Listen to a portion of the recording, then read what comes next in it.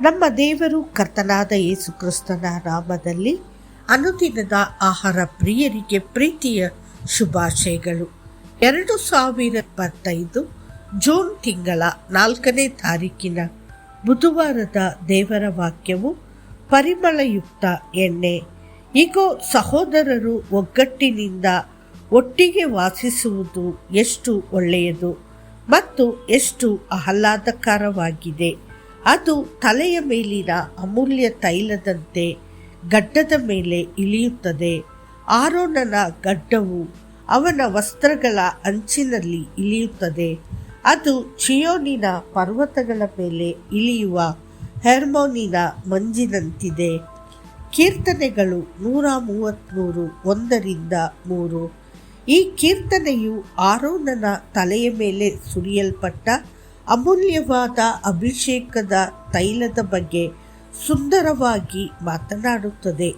ಇತರ ಕೆಲವು ಆವೃತ್ತಿಗಳಲ್ಲಿ ಇದನ್ನು ಸುಗಂಧಭರಿತ ಎಣ್ಣೆ ಎಂದು ವಿವರಿಸಲಾಗಿದೆ. ಅದು ಗಾಳಿಯನ್ನು ಹಿಂಪಾದ ಸುವಾಸನೆಯಿಂದ ತುಂಬುತ್ತದೆ. ಅಭಿಷೇಕ ತೈಲವು ನಿಜಕ್ಕೂ ಸುವಾಸನೆಯಿಂದ ಸಮೃದ್ಧವಾಗಿದೆ.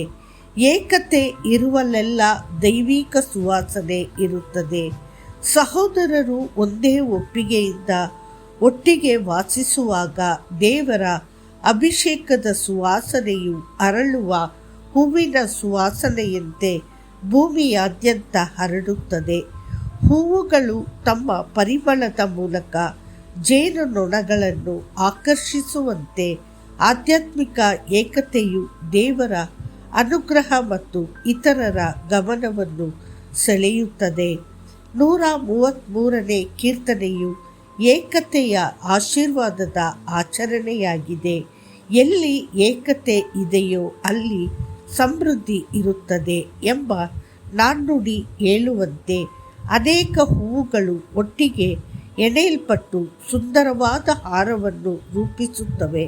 ಅವುಗಳನ್ನು ಬಂಧಿಸುವ ದಾರವೂ ಸಹ ಪರಿಮಳವನ್ನು ಹೀರಿಕೊಳ್ಳುತ್ತದೆ.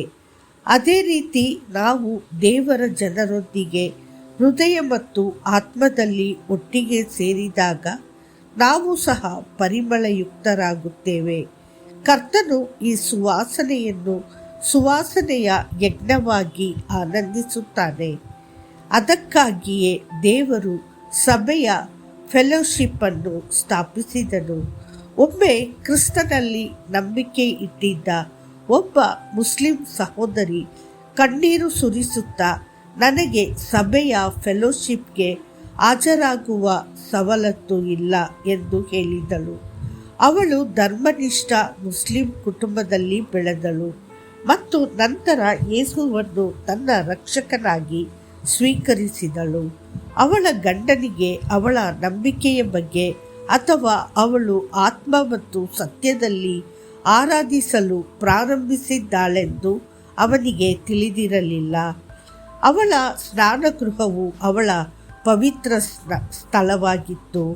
ಅವಳು ನೀರನ್ನು ಆನ್ ಮಾಡುತ್ತಿದ್ದಳು. ಶಬ್ದವು ಅವಳ ಆರಾಧನೆಯನ್ನು ಮರೆಮಾಡಲು ಅವಕಾಶ ಮಾಡಿಕೊಟ್ಟಳು ಮತ್ತು ಅಲ್ಲಿ ತನ್ನ ಹೃದಯವನ್ನು ದೇವರಿಗೆ ಸುರಿಯುತ್ತಿದ್ದಳು. ಆ ಕ್ಷಣಗಳಲ್ಲಿ ಅವಳು ಪ್ರಪಂಚದಾದ್ಯಂತ ವಿಶ್ವಾಸಿಗಳೊಂದಿಗೆ ಆಧ್ಯಾತ್ಮಿಕವಾಗಿ ತನ್ನನ್ನು ತಾನು ಒಗ್ಗೂಡಿಸಿಕೊಂಡಳು ಮತ್ತು ಸಂತರೊಂದಿಗೆ ಸಹಭಾಗಿತ್ವದಲ್ಲಿ ಇರುವುದನ್ನು ಕಲ್ಪಿಸಿಕೊಂಡಳು. ತನ್ನ ಹೃದಯವು ಸ್ವರ್ಗದಲ್ಲಿರುವ ಪವಿತ್ರರೊಂದಿಗೆ ಮತ್ತು ದೇವರ ಸಿಂಹಾಸನದ ಸುತ್ತಲೂ ಇರುವ ದೇವತೆಗಳೊಂದಿಗೆ ಆರಾಧಿಸುತ್ತಿದೆ ಎಂದು ಅವಳು ಭಾವಿಸಿದಳು. ದೇವರ ಕುಟುಂಬದ ಅನ್ಯೋನ್ಯತೆಯು ಎಷ್ಟೊಂದು ಮಧುರವಾಗಿದೆ ಎಂದು ಅವಳು ಅಳುತ್ತಾ ಹೇಳಿದಳು.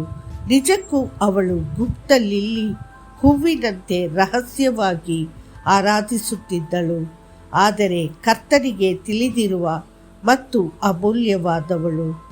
ದೇವರ ಪ್ರಿಯ ಮಕ್ಕಳೇ, ಆರಾಧಿಸಲು ನಿಮಗಿರುವ ಸ್ವಾತಂತ್ರ್ಯವನ್ನು ನೀವು ಸದುಪಯೋಗಪಡಿಸಿಕೊಳ್ಳುತ್ತಿದ್ದೀರಾ? ನಿಮ್ಮ ಜೀವನವು ಏಕತೆ ಮತ್ತು ಅಭಿಷೇಕದ ಪರಿಮಳವನ್ನು ಬಿಡುಗಡೆ ಮಾಡಲಿ. ಮತ್ತಷ್ಟು ಹೆಚ್ಚಿನ ಧ್ಯಾನಕ್ಕಾಗಿ ಆದರೆ ನೀವು ಚಿಯೋನ್ ಪರ್ವತಕ್ಕೂ ಜೀವವುಳ್ಳ ದೇವರ ಪಟ್ಟಣವಾದ ಸ್ವರ್ಗೀಯ ಯೆರೂಸಲೇಮಿಗೂ ಅಸಂಖ್ಯಾತ ದೇವದೂತರ ಗುಂಪಿನ ಬಳಿಗೂ ಬಂದಿದ್ದೀರಿ. ಹೊಸ ಒಡಂಬಡಿಕೆಯ ಮಧ್ಯಸ್ಥನಾದ ಯೇಸುವಿನ ಬಳಿಗೂ ಮತ್ತು ಹೇಬೇಲನ ರಕ್ತಕ್ಕಿಂತ ಉತ್ತಮವಾದದ್ದನ್ನು ಮಾತನಾಡುವ ಪ್ರೋಕ್ಷಣೆಯ ರಕ್ತಕ್ಕೂ ಬಂದಿದ್ದೀರಿ. ಇಬ್ರಿಯರಿಗೆ 12:22 ಮತ್ತು 24. ಕರ್ತನು ನಿಮ್ಮನ್ನು ಆಶೀರ್ವದಿಸಲಿ.